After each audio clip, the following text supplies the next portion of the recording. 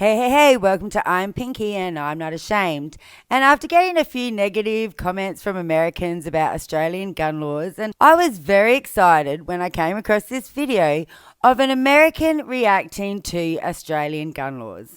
I have to say, every single video on this topic looks like this as far as the likes and the dislikes. A really interesting point that on a lot of videos or all these videos about Australian gun laws, there's a whole bunch of dislikes compared to likes. I'm going to presume that's from Americans who do not agree with our gun laws. Tried gun control. Here's what happened. If you ask most Americans, they say they did not work. But have they actually looked into whether our gun laws really worked? On the island of Tasmania, the worst massacre in Australian history is finally over. At least 34 people were killed and 4 others critically wounded. Armed with 2 rifles. Damn, I need to know more about, I know I'm about to learn something, but this is only a 2-minute long video. I need to learn more about this incident because, wow, this is horrifying. This reaction is crazy to me from an American because America had 484 massacres, something like that, in just 2023.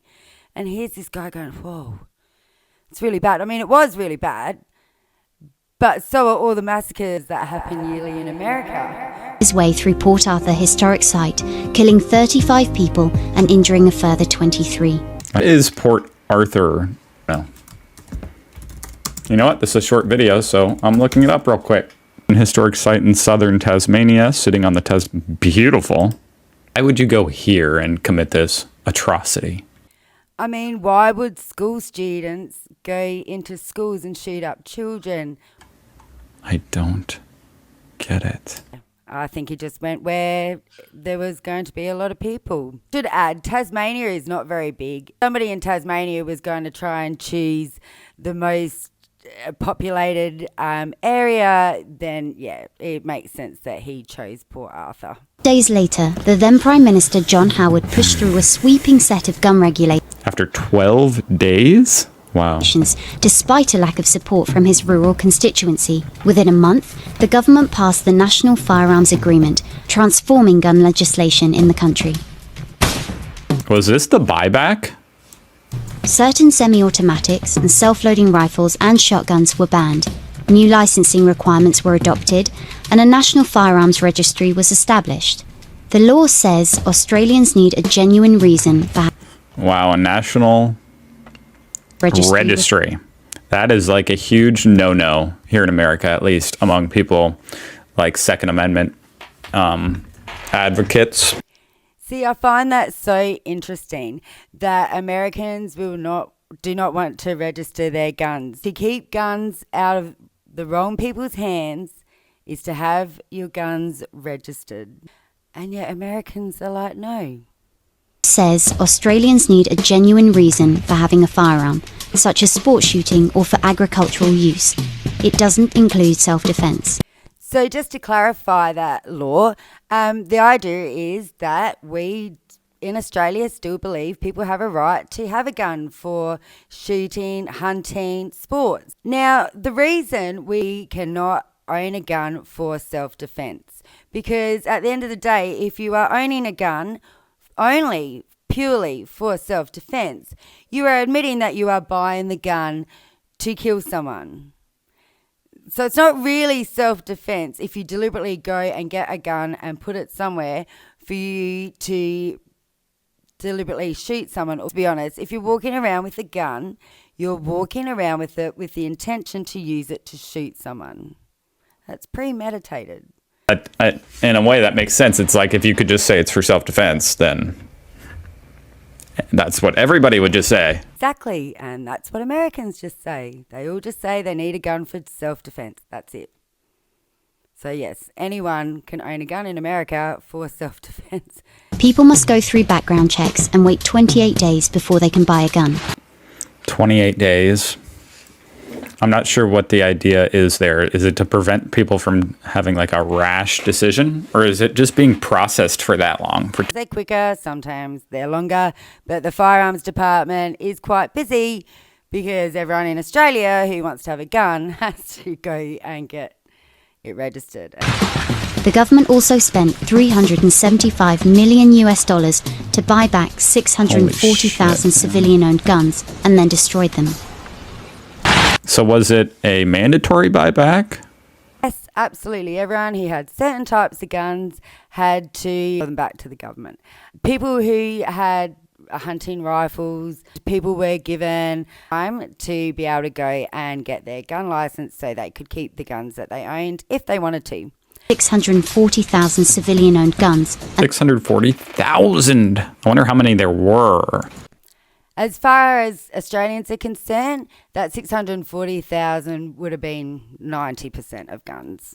As I said, you know, some people kept their guns and got their licenses, but no, that was everyone's guns. Everybody gave up their guns. The total number of homicides involving a firearm decreased by half. The total number... Okay. It took a while to decrease by half, though. You can see it's on the way down, but isn't homicide in general on the way down? I will say that no, homicides were not going down that fast until our guns were taken. Otherwise, there would have been another steep incline of homicides. You know what? Instead of just talking out of my butt, let me do the USA. Oh, I guess I should look up Australia. Okay, so I found two charts. Aren't exactly comparable, but they can give some kind of idea. This is what I was talking about as far as number of homicides by firearm, USA. It only goes back to 2006, but you can see it was on a decline. Something happened in 2014, but then, boom, 2020. Be crazy. This is really disturbing to me that it's just going back up after being on a decline. Australia's graph is not nearly as bad. Here's, okay, so 96. You can see a very steep drop off and then a gradual decline, basically flatlined. But I mean, look at the number, 200 compared to 12,000. I'm not sure if he's going to mention this or even think about it, but our suicide rates also went down by 52% in the first year we did not have guns. And in America, you are 80% more likely to use your own gun on yourself in a suicide than you are on someone else for protection. So a lot of lives are saved there. The number of gun-related deaths fell rapidly as well, dropping more than half in 2016 compared with 1996. Australia didn't see a single mass shooting from 1996 to 2018, more than 22 years. Wow. 22 years. You're lucky to go 22 months here in America. In fact, depends on what your definition of mass shooting is. Yes, however, anti-gun activists warned that following years of lobbying by pro-gun groups, Australia's strict gun laws have been eroded, and gun numbers are almost back to the same level as at the time of the Port Arthur massacre. This is why I did a video on why you can't use statistics as evidence, because at the end of the day, they are saying that Australia have more guns, but people don't have more guns in Australia than they used to. What I imagine has happened is before people had guns in their house, one or two, but now people who own guns tend to have safes and it's a sport and a hobby, and so people like me have 6 guns. So you've got to be really careful not to take that statistic and think that Australia now has all their guns back in their houses. Australia is not totally immune to mass shootings, but its response to the Port Arthur massacre demonstrated how strong political leadership and strict gun control policies can help curb violence and save lives. What a touchy subject, huh? People feel very strongly on both ends of this subject. It seems to definitely be a touchy subject in America. It's not a touchy subject here in Australia. Australians are quite happy with their gun laws and not having all their children shot at school. So I'm curious to see some of these comments because this video is very disliked. Related suicide rate went down, and they use that as an example for the homicide rate because that the robbery and home invasion rate went nearly off the scale, meaning... Check that statistic because I don't believe home invasions went up hugely because people didn't have guns. I'm going to have a look at that. But yes, I am aware that in Australia we do have more home invasions than America do. But we don't have as many school shootings, massacres. We don't get shot at church.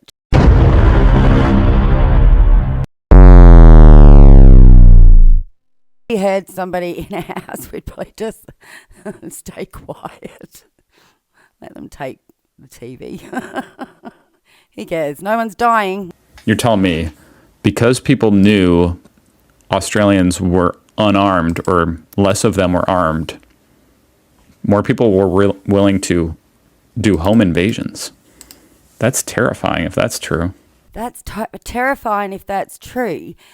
But Australians live in Australia and none of us are terrified about getting broken into. People have their TV stolen. But the difference is we don't sit in our houses with guns, terrified that we need to protect ourselves from other criminals with guns. You see? So, no, I get what it sounds like on paper, but Australians don't sit in their house afraid. We're not worried about home invasions. Americans, on the other hand, are very worried about home invasions or think they have to have guns because they know their criminals have guns. It's a whole thing. We don't feel like that. We're not scared.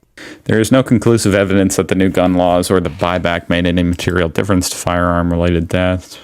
Well, there was a drop of 42% of homicides and 52% of suicides in the first year of not having our guns. I think also the comparison shouldn't just be made in the one country. The comparison is that because we don't have guns here, we don't have massacres, we don't have school shootings, we don't have church shootings. So I think that by having less guns, we have less gun violence.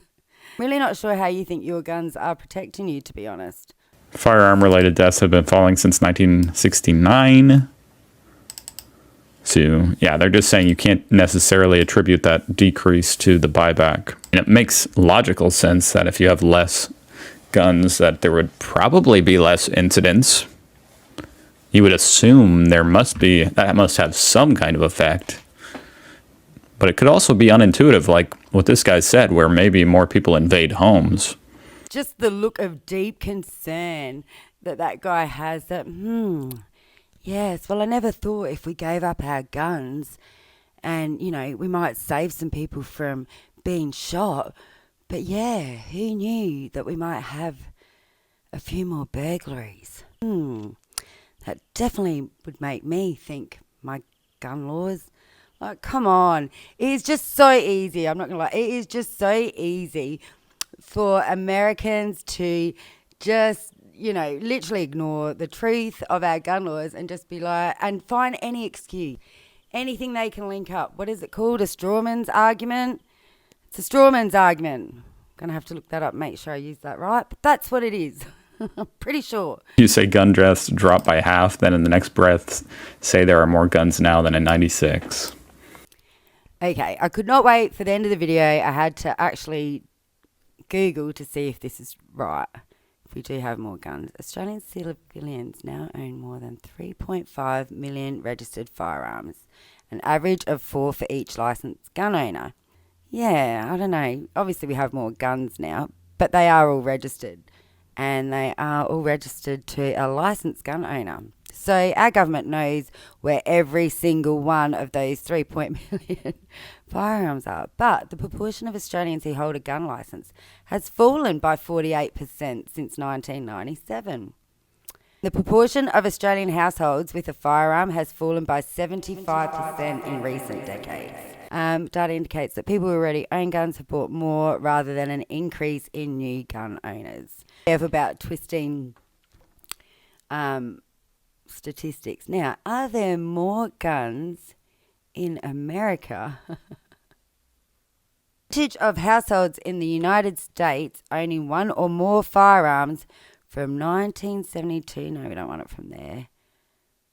Unlike the Australian statistic, which I guess is going to be there because obviously everybody looks up that statistic. I see what's happened. Of course, America don't have proper stats on how many guns and who owns guns and stuff because you don't have a gun register. So in America, you could have triple, quadruple, whatever amount of guns than you had in 1996, but there's no actual record for it. This available survey series on gun ownership was conducted by the National Opinion Research Centre. They called people. So I guess all those people that shouldn't have had a gun weren't going to admit to having guns. And yeah, I can't imagine people in America getting a call and saying, yeah, I've got 5 guns. You know, my son has 3. Yeah, no, not on a phone call. So I think the stats for the two countries can't really be compared because they don't really exist in the same way. Feel about it here in America is like, just I guess in general, if everybody else is allowed to own a gun, then it makes sense that you would want to own one too for your own protections. It definitely is a very interesting subject. I find it so strange that Australian Americans feel so differently. The only time I get annoyed is when Americans try and argue with me, an Australian, about our gun laws. I actually did an earlier video about an American guy called Ben Shapiro, and he just sprouts a whole bunch of lies about Australian gun laws.